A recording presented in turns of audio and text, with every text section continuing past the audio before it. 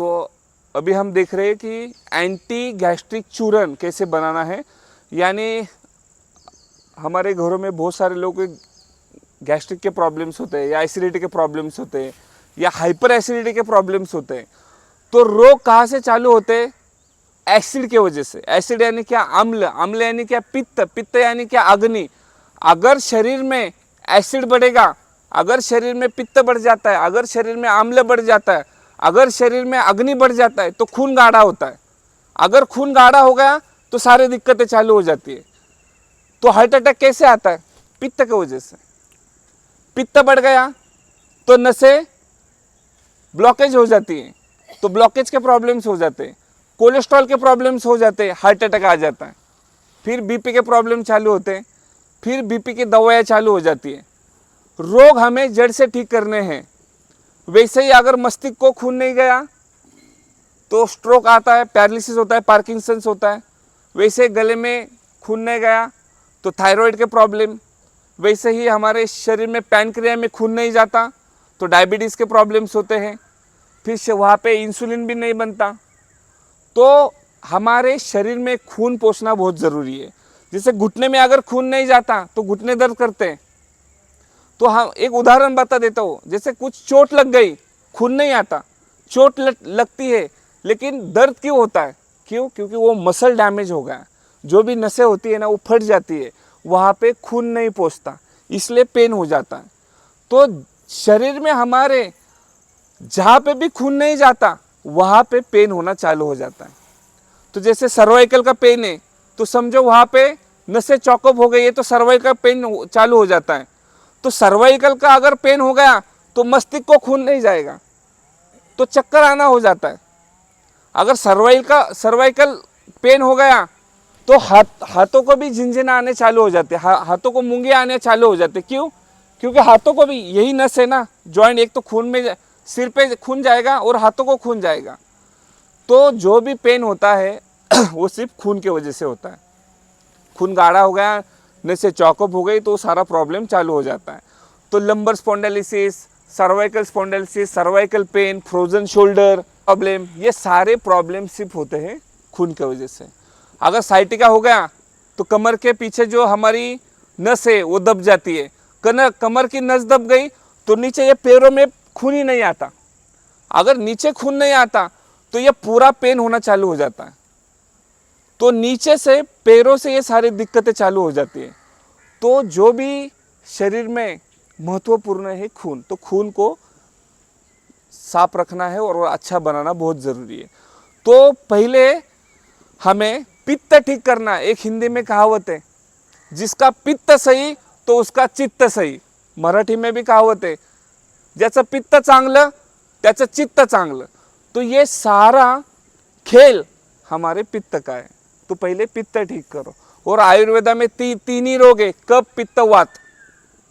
तो ये तीन ही रोगों के साइड इफेक्ट है सारे, तो इसको पहले ठीक करना है। तो ये तीन रोग कब ठीक हो गए?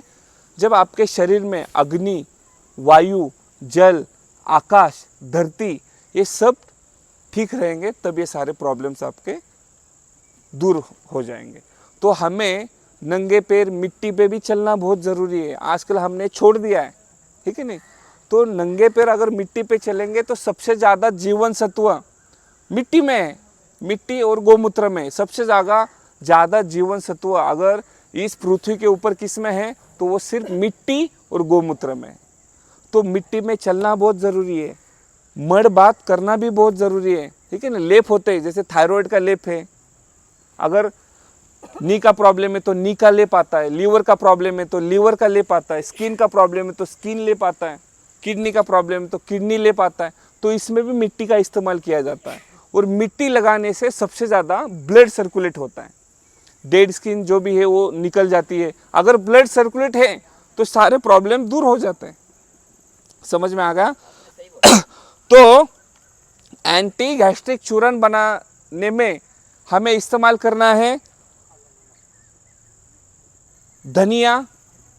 उसकी क्वांटिटी है, मैं आपको बताता हूँ। जब भी आप चूरन बनाओगे तो धनिया लेना है आपको 5 चम्मच, जीरा लेना है आपको 5 चम्मच, सोप लेना है 5 चम्मच, मेथी दाना लेना है 5 चम्मच, धनिया 5 चम्मच, जीरा 5 चम्मच, सोप 5 चम्मच, मेथी दाना 5 चम्मच, और आपको लेना है, अगर ब्लैक सॉल्ट है आपके पास तो उसको 1 चम्मच लेना है, और खाने का सोडा है तो उसको 1 चम्मच लेना है। तो ये सभी प्रकार की चूरन बनानी है। आप वीडियो देख लेना बहन जी, हाँ ठीक है। तो आपको क्या करना है, धनिया लेना है 5 चम्मच, जीरा लेना है 5 चम्मच, सोप लेना है 5 चम्मच, और मेथी दाना लेना है 5 चम्मच। तो ये सभी प्रकार की जो भी वनस्पतियाँ है उसको हल्का सा टॉस करना है, यानी फ्राई पैन के ऊपर हल्का सा टॉस करना है। फिर उसकी पाउडर बनानी है। पाउडर बनाने के बाद फिर उसमें डालना है 1 चम्मच काला नमक यानी ब्लैक सॉल्ट, और 1 चम्मच खाने का सोडा। ये बॉटल बना के रखो, जब भी आपको एसिडिटी हो जाएगी एक पानी में पानी ले लो, उसमें 1 से 1.5 चम्मच वो चूरन डाल देना, मिक्स करके पी लेना। पीने के टाइम पे अगर 1 ग्लास में आपका एसिडिटी ठीक होता है तो दूसरा भी ग्लास लेने की ज़रूरत ही नहीं। फिर अगर 1 ग्लास में ठीक हो गए तो, अगर जिनको ज़्यादा प्रॉब्लम से, तो वो कंटिन्यू 10 मिनट के बाद, ऐसे 10 मिनट 10 मिनट 10 मिनट के बाद 3 डोज आप ले सकते हो, ठीक है नहीं। पूरे दिन भर में 5 ही डोज लेना है। लेकिन उसके पहले एसिडिटी है तो उसको कैसे ठीक करना है, कुंजल करके ठीक करना है, यानी जो भी पित्त है शरीर में आपके वो पूरा बाहर निकालना है। अगर आप कुंजल करते हो ना, ठीक है नहीं, तो वो कुंजल घर पे भी करना है, पित्त बढ़ाना नहीं है बिल्कुल भी। हाँ ठीक है, समझ में आ गया आपको, ठीक है।